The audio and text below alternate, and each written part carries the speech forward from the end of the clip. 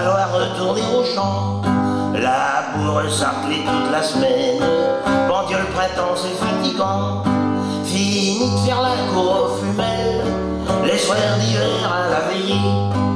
Au printemps c'est avec la pelle ou la charrue qu'on est marié. Isabelle, pousse un peu le tracteur, je suis embourbé. Tu parles de feignante taille. On dit le printemps ça sent la rose, le lilas et puis le jasmin. Pour moi le printemps ça sent autre chose, vu qu'on sort la tourne à purin. Fini de faire la cour aux femelles, les soirs d'hiver à la veillée. Et il n'y a plus de molle, il n'y a plus de fumelle, quand le charançon il se met dans le blé. Isabelle, amène l'enclume, faut te faire le choix. Non, pas la petite, la grosse. Tu parles d'une feignante. On dit le printemps, ça sent la rose, le lilas et puis le jasmin. Je crois bien que je l'aurais déjà dit ça. Bah, je crois bien aussi, hein. Il serait pas. Toi, t'es pas contente, t'es pas contente. Bon. J'allais me changer. Ah bah il J'allais me changer et puis je vais revenir. Tout le monde s'est changé avant de venir. Oui, bah je vais y aller Il y a maintenant. que toi, comme ça, là, Oui, bah qui est pas maintenant. présentable. Je vais pas être longtemps. Ah bah dis donc, t'aurais mieux fait d'apporter un balai avec toi, hein. Oh là là.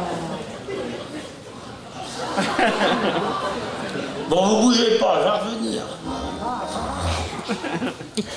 Ah bah c'est pareil, disons. Il marque Castor, il n'y a plus assez de docteurs. Et pourtant, quand on était jeune, on aimait bien jouer au docteur. Et quand on est vieux, c'est les docteurs qui jouent avec taille. Ah ben ça change. Météo. Il est tombé 20 cm d'eau en 1 heure de temps. C'est 20 cm d'eau. C'est ce que je bois dans une année en 20 cm. L'évolution. Il y a les Chinois qui veulent aller sur la Lune. Eh bien, ils ont qu'à tous les envoyer là-bas, ça fera de la place. Hein?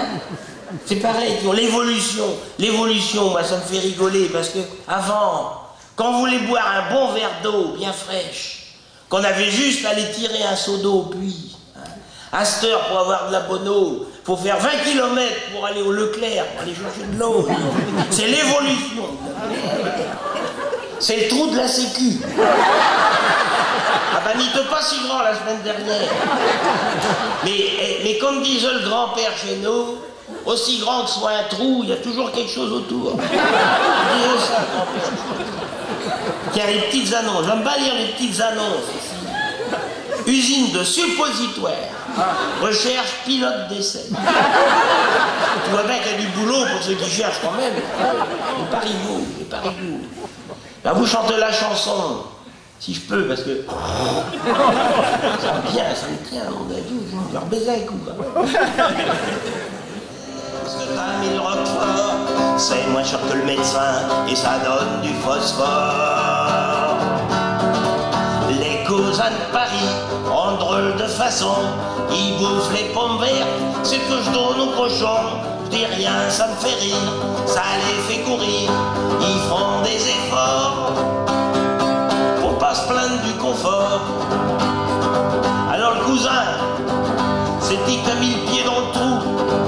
Fallait y aller quand il faisait jour, on arrive.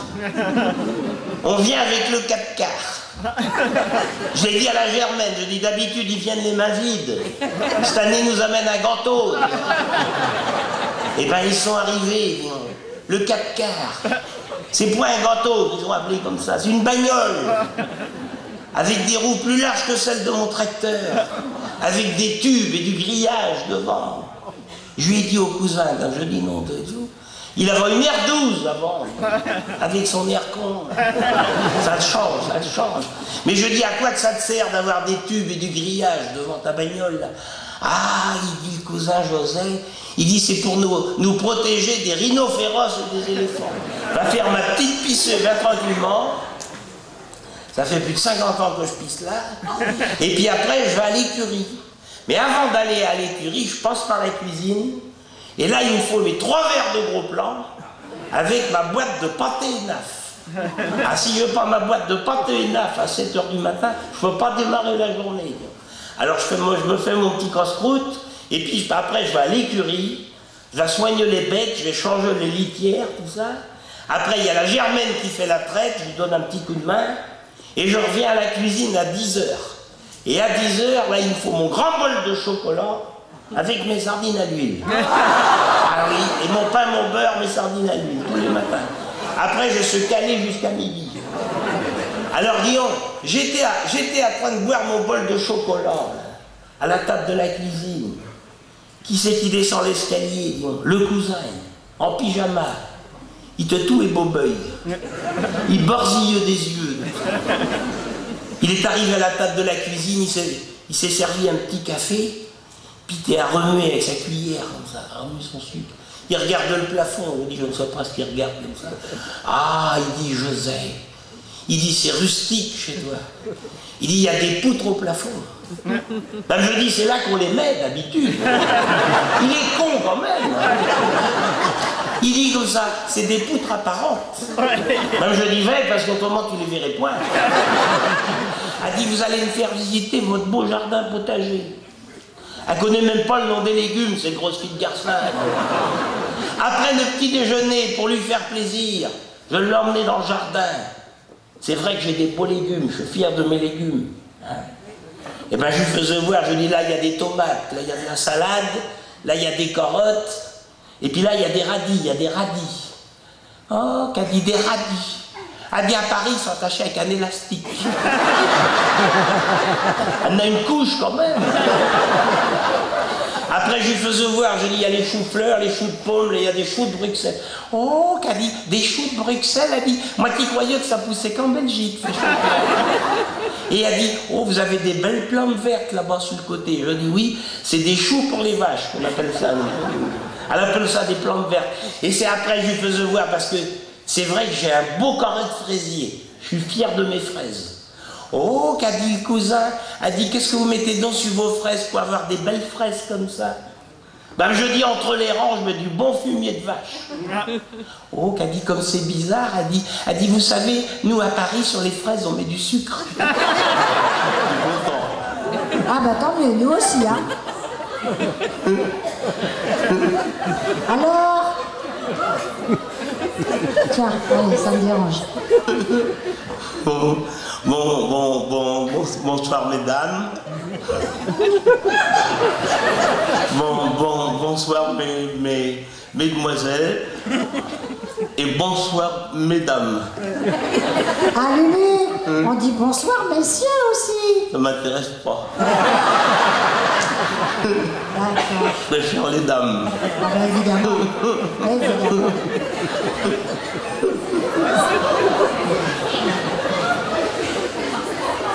Alors comment ça va Lulu? Je suis content. Sans troupeau de moutons. Elle a lavé un charme si mutin que tous les grands kékés qu'étaient sa main. Caressant l'arrêt de ses cheveux frisés, il lui dit je veux t'épouser. Je serai pas toujours moussaillon. Je m'occupe près de ton troupeau de moutons. Les laisse-moi ton fifi, les laisse-moi t'enfiler. Un joli ananano doré. Après Titi, mon vibrant attachement. Et donne-moi ton consentement. Il me dit que je trouvais ça beau.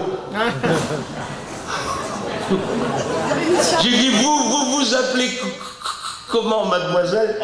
Elle m'a dit qu'elle se prénommait Marguerite, mais elle avait un deuxième prénom, Joseph.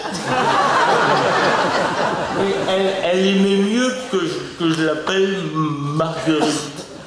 J'ai voulu savoir si elle avait de la famille. Elle m'a dit, malheureusement, mon papa est décédé. Il a cassé sa pipe à la suite d'une cirrhose du foie.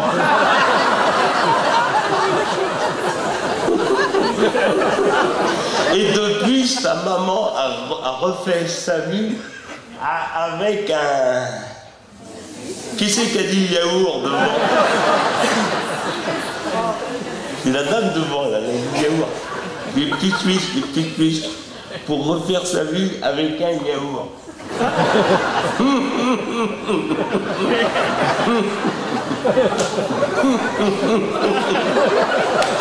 Et depuis, elle vit en Italie et elle habite à Rome. Elle m'a dit qu'elle avait aussi une sœur jumelle qui se prénommait Suzette. Elle m'a dit que chez les chanteurs français, elle aimait beaucoup Pierre Perret, elle aimait aussi Patrick Truel, elle aimait beaucoup Rulio Sugla, et dans les chanteurs américains, elle aimait aussi beaucoup Elvis Presley. Au monde entier, c'est le monde entier. J'avais envie de prier le monde entier. Au bout d'un moment, j'ai essayé de lui rouler une pelle. Mais elle n'était pas d'accord. Elle m'a mis un bon coup sur la cafetière. Elle m'a dit qu'elle préférait sucer un esquimau à l'entrée et un petit peu casse-noix. J'ai dit, je voudrais bien faire l'amour avec vous, Marguerite. Elle m'a dit non, car en ce moment je suis crevé. Parce qu'elle m'a dit qu'elle avait ses... Je sais pas ce que ça veut dire. Elle avait ses nounours. Elle m'a envoyé me faire voir chez... J'ai dit tant pis Marguerite. À demain Marguerite. Tu veux faire mon bonheur, Marguerite.